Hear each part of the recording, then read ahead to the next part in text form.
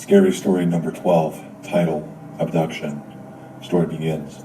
I was 13 years old when I started using social media to meet people online. I used Facebook since that was one of the only social media platforms that existed back then. I mostly looked at the cringy posts my family put on there.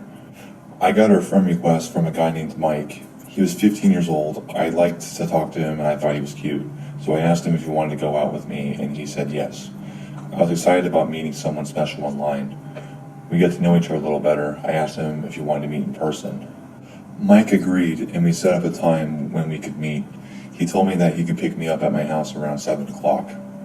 I was getting ready to meet him when he texted me saying that his brother would pick us up. It was understandable since neither of us could drive yet. I heard a honk outside and I saw a white van parked in front of my house.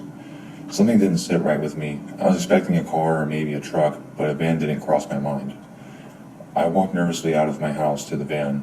He looked odd to me. He was wearing a white tank top with a lean physique and had blonde hair, so blonde that his hair looked like a wig. "Are you Mike's brother?" I asked him in a nervous tone. "Yeah, my little bro told me to get you.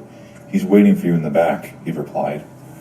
I opened the sliding door, and the next thing I knew was 4 hands grabbing me, putting a sack over my head, tying my hands and legs together.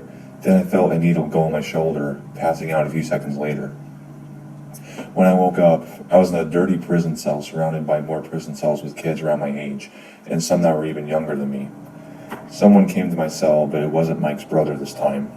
It was another man who was about 6 feet tall, muscular, Hispanic Latino, and had no shirt on, but wore jeans and boots telling me to step outside of the cell so he can tie my arms together.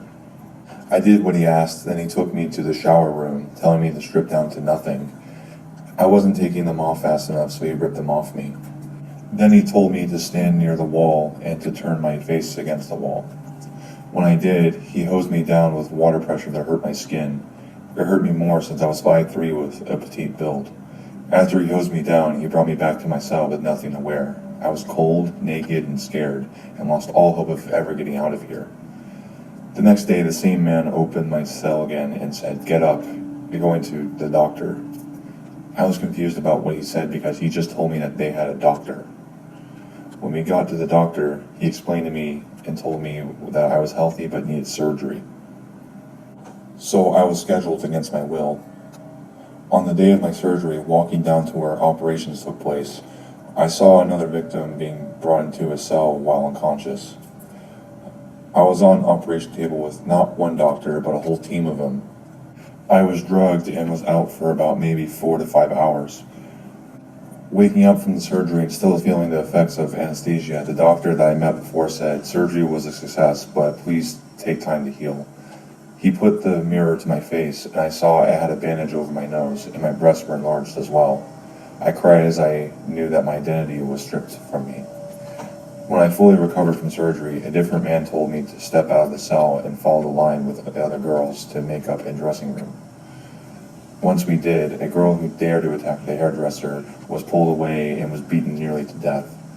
I didn't want to take any chances, so I stayed on my best behavior.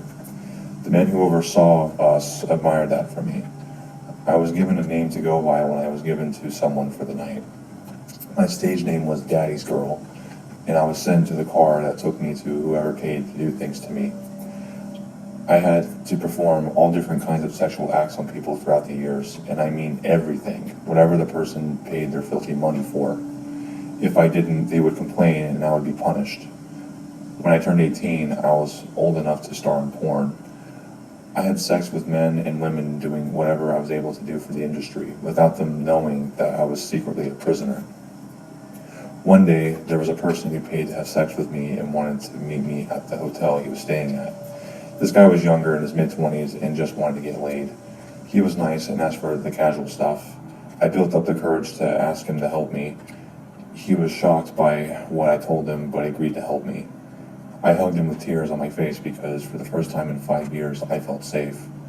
So we made a quiet escape together because that was all I could do at the time. I'm now married to the man who saved me, and we work together to free children who are still being held captive by the organization that stripped me of my innocence all those years ago. Story ends.